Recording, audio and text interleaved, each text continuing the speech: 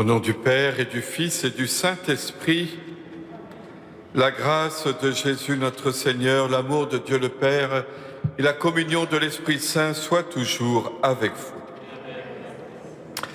Bienvenue à tous, spécialement ceux et celles qui sont avec nous grâce à KTO Télévision.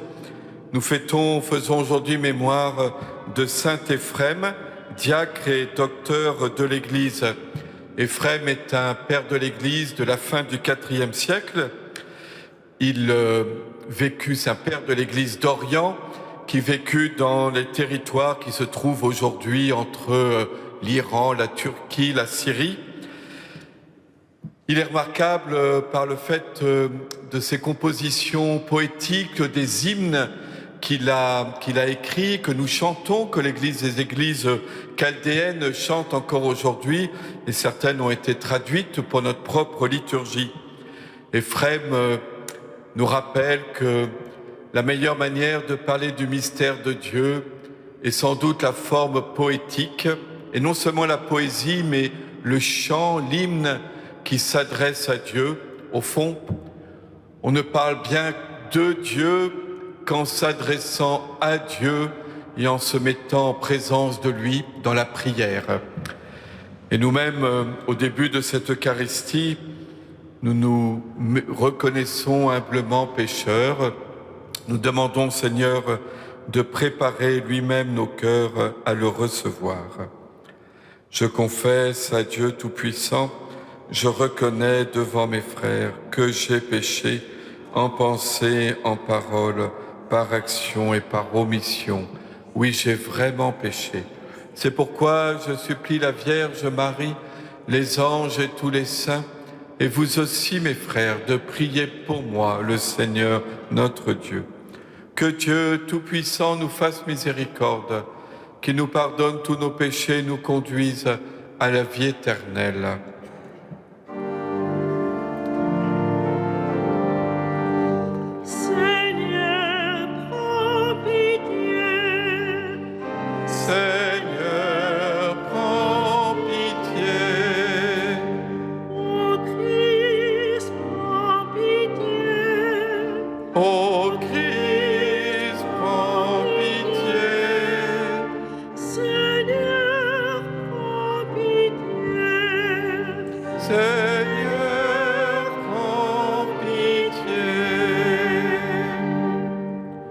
Ensemble, prions le Seigneur.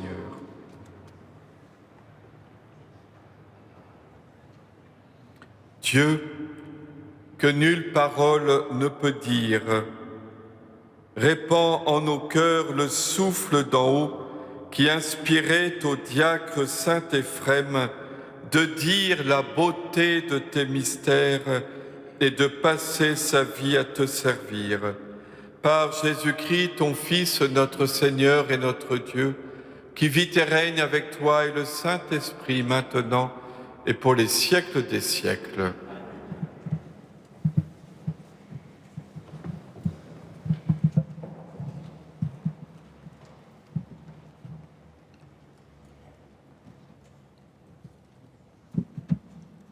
Lecture du premier livre des rois. En ces jours-là, sur l'ordre du prophète Élie, au bout d'un certain temps, il ne tombait plus une goutte de pluie dans tout le pays. Et le torrent où buvait le prophète finit par être à sec. Alors la parole du Seigneur lui fut adressée. « Lève-toi, va à Sarepta dans le pays de Sidon, tu y habiteras. Il y a là une veuve que j'ai chargée de te nourrir. » Le prophète Élie partit pour Sarepta et il parvint à l'entrée de la ville. Une veuve ramassait du bois, il l'appela et lui dit « Veux-tu me puiser avec ta cruche un peu d'eau pour que je boive ?»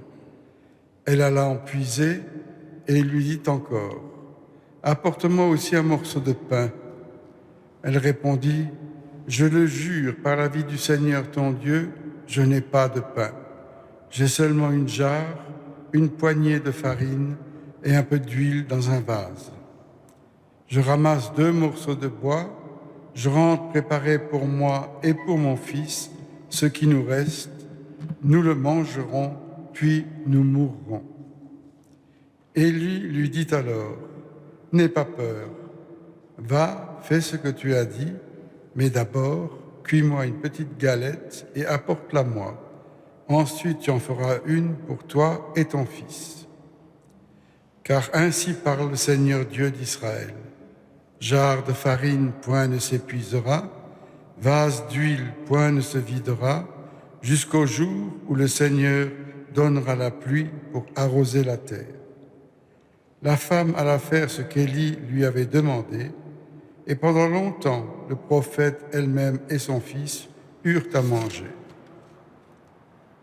Et la jarre de farine ne s'épuisa pas, et le vase d'huile ne se vida pas, ainsi que le Seigneur l'avait annoncé par l'intermédiaire d'Élie. Parole du Seigneur. Rendons grâce à Dieu.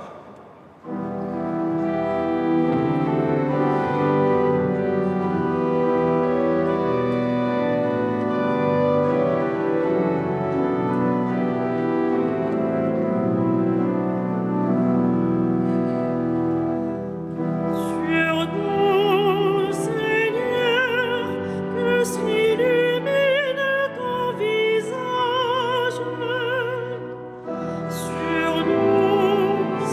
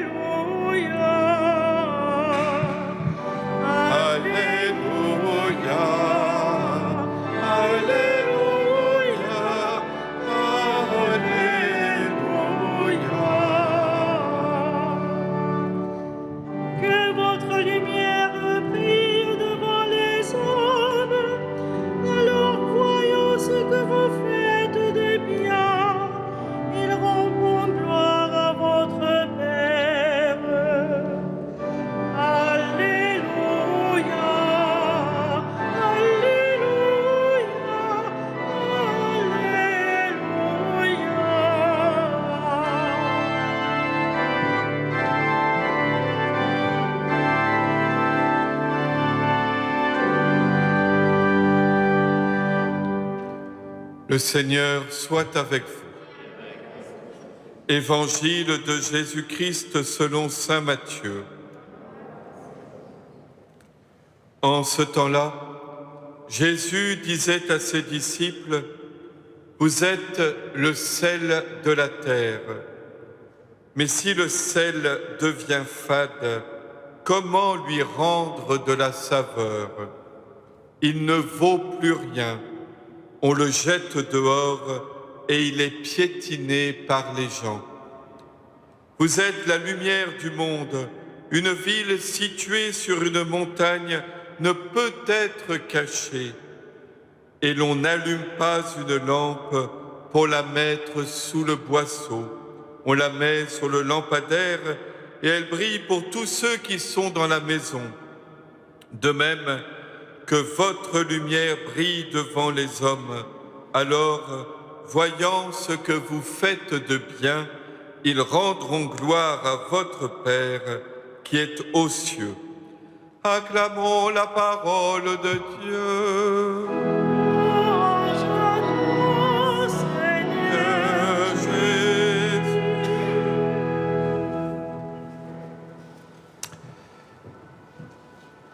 Jésus nous signifie quelle est notre vocation de chrétien dans le monde. Les disciples de Jésus sont appelés à être le sel de la terre et la lumière qui brille dans l'obscurité de ce monde. Frères et sœurs, Jésus emploie des images qui, lorsqu'on y réfléchit, peuvent sembler contradictoires.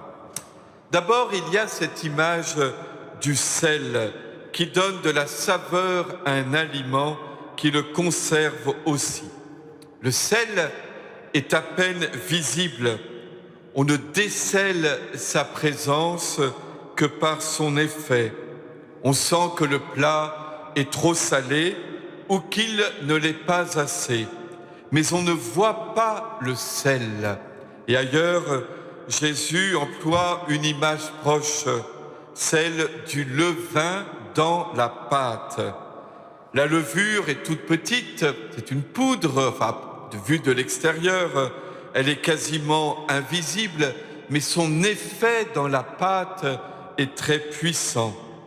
Ainsi en est-il, dit Jésus, ou plutôt ainsi devrait-il en être des chrétiens dans le monde.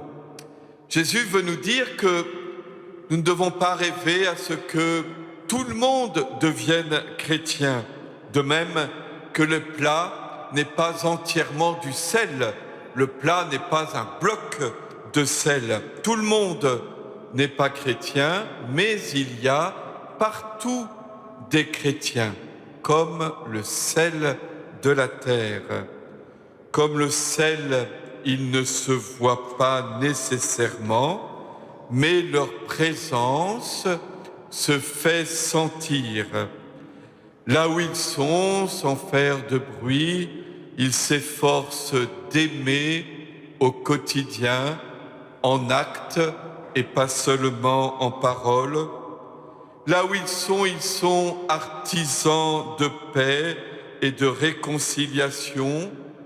Ils promeuvent la justice, ils s'attachent aux œuvres de miséricorde, ils prient et ils célèbrent Dieu, ils intercèdent et ils rendent grâce en leur nom propre et au nom de toute l'humanité et même au nom de la création tout entière. Mais si Jésus compare les chrétiens dans le monde au sel de la terre, il les compare également à une ville située sur une montagne ainsi qu'à une lampe montée sur le lampadaire. Il n'y a rien de plus visible. Le chrétien est exposé aux yeux du monde. Et la lumière que la grâce de Dieu a allumée dans son cœur n'est pas pour lui seul, mais pour que la lumière du Christ éclaire, rayonne autour de lui. Jésus a vécu ces deux aspects de la vie chrétienne.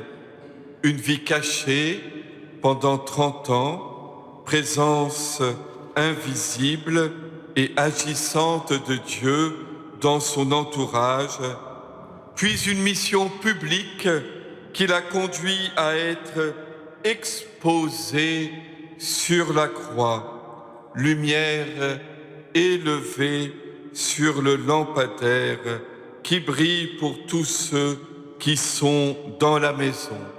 Ainsi, comme Jésus, comme saint Paul le dit quelque part, les chrétiens sont à la fois discrets et très connus. Très connus, on nous critique pour notre foi, on moque notre espérance, on rejette notre morale de la charité. Mais au fond, cela est sans importance. Ce qui serait grave, c'est que notre foi, notre espérance et notre charité s'affadissent, s'attiédissent. C'est alors que les hommes, ceux-là même qui nous critiquent, qui nous moquent, qui nous rejettent, c'est alors même que ceux-là même, déçus et pleins de mépris, nous piétineraient. Amen.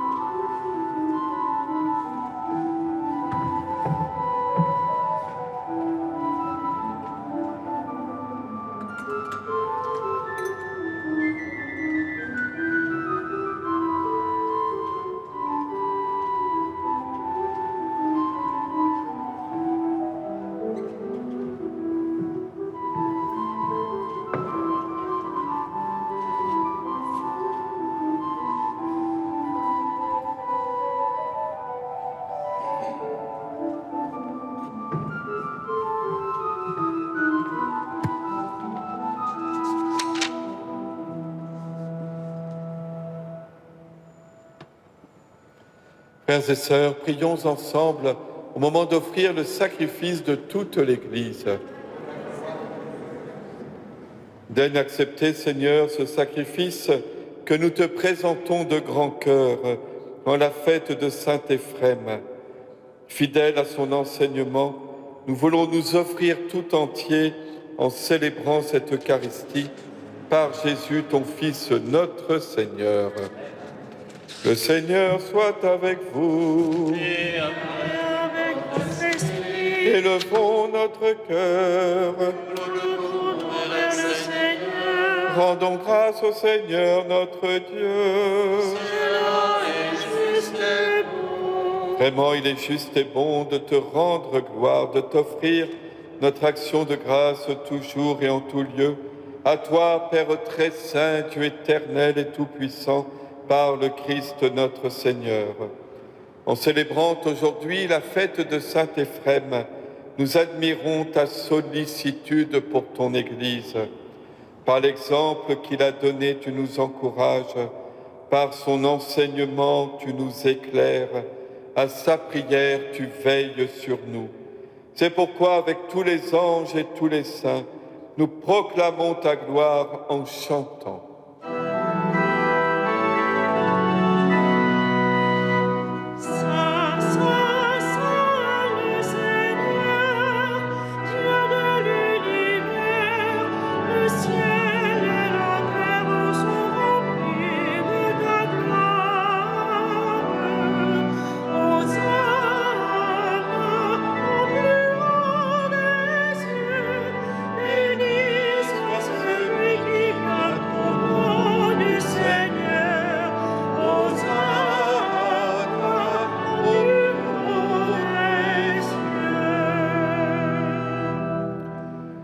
toi qui es vraiment saint, toi qui es la source de toute sainteté, Seigneur, nous te prions.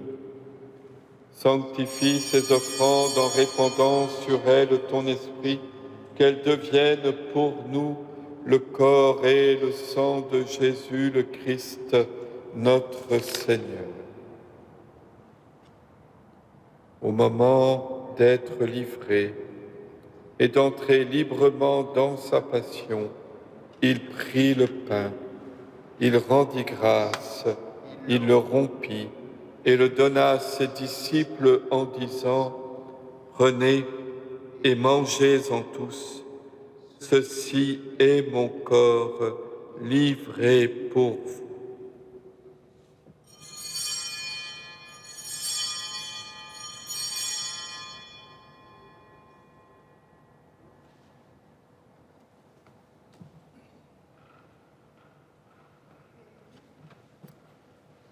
De même, à la fin du repas, il prit la coupe de nouveau, il rendit grâce et la donna à ses disciples en disant « Prenez et buvez-en tous, car ceci est la coupe de mon sang, le sang de l'alliance nouvelle et éternelle, qui sera versé pour vous et pour la multitude en rémission des péchés.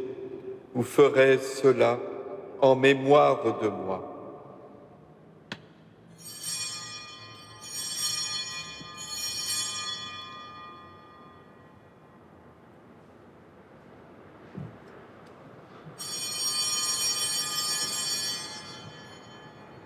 Il est grand le mystère de la foi. L'amour d'avant, Seigneur Jésus, nous célébrons ta résurrection. Nous attendons ta venue dans la gloire. Faisant ici mémoire de la mort et de la résurrection de ton Fils, nous t'offrons, Seigneur, le pain de la vie et la coupe du salut, et nous te rendons grâce car tu nous as choisis pour servir en ta présence. Humblement, nous te demandons qu'en ayant part au corps et au sang du Christ, nous soyons rassemblés par l'Esprit Saint en un seul corps.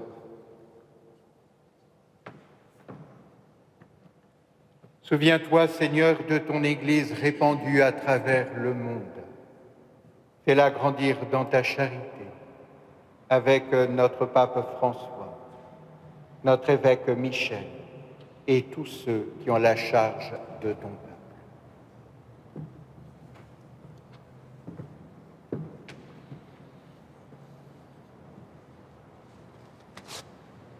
Souviens-toi aussi de nos frères qui se sont endormis dans l'espérance de la résurrection et de tous les hommes qui ont quitté cette vie. Reçois-les dans ta lumière auprès de toi.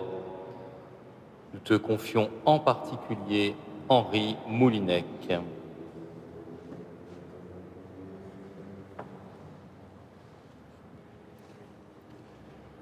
Sur nous tous, enfin, sur Pascal Massalou, Maria Céleste Rodriguez, nous implorons ta bonté.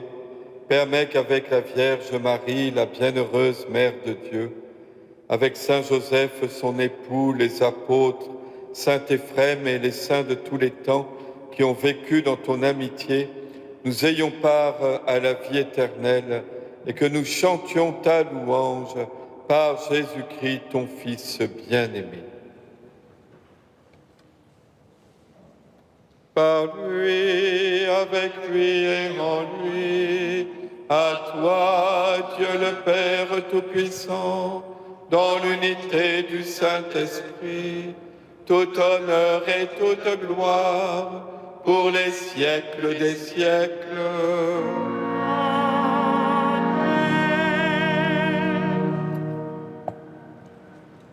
Unis dans le même esprit, nous pouvons dire avec confiance la prière que nous avons reçue du Sauveur. Notre Père qui es aux cieux, que ton nom soit sanctifié, que ton règne vienne, que ta volonté soit faite sur la terre comme au ciel. Donne-nous aujourd'hui notre pain de ce jour. Pardonne-nous nos offenses, comme nous pardonnons aussi à ceux qui nous ont offensés. Et ne nous laisse pas entrer en tentation, mais délivre-nous du mal. Délivre-nous de tout mal, Seigneur, et donne la paix à notre temps. Par ta miséricorde, libère-nous du péché, rassure-nous devant les épreuves en cette vie, où nous espérons le bonheur que tu promets et l'avènement de Jésus-Christ, notre Sauveur. C'est à toi qu'appartiennent le règne, la puissance et la gloire pour les siècles des siècles. Seigneur Jésus-Christ, tu as dit à tes apôtres, « Je vous laisse la paix, je vous donne ma paix. Ne regarde pas nos péchés, mais la foi de ton Église. Pour que ta volonté s'accomplisse, donne-lui toujours cette paix. Conduis-la vers l'unité parfaite, toi qui règnes pour les siècles des siècles. » Que la paix du Seigneur soit toujours avec vous. Et avec votre esprit. Échangeons un geste de paix à distance.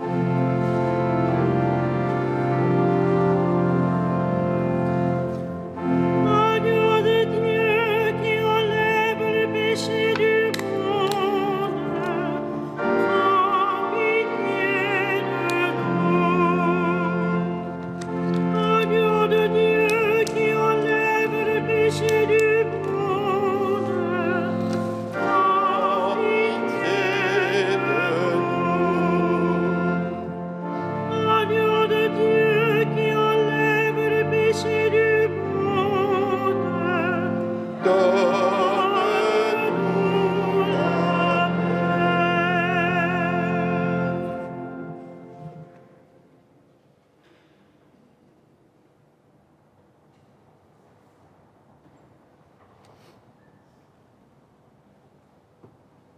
Heureux les invités au repas du Seigneur. Voici l'agneau de Dieu qui enlève le péché du monde. Je ne suis pas digne de te recevoir, seulement une parole et je serai guéri.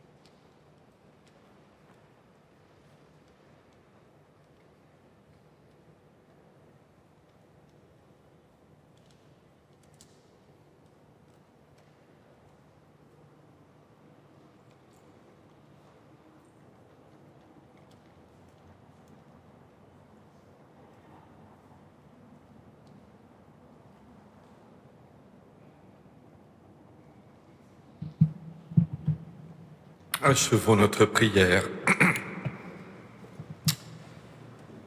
Ceux que tu fortifies, Seigneur, par le pain vivant, forme-les aussi par l'enseignement du Christ, pour qu'à l'exemple de saint Éphrem, ils connaissent ta vérité et en vivent dans ton amour, par Jésus, ton Fils, notre Seigneur. Le Seigneur soit avec vous. Et avec votre esprit. Et que Dieu Tout-Puissant vous bénisse, le Père, le Fils et le Saint-Esprit. Amen. Allez dans la paix du Christ. Rendons grâce à Dieu. Nous tournons vers la Vierge Marie, Notre-Dame de Paris, peut-être en lui confiant spécialement tous les chrétiens d'Orient. Salve Regina.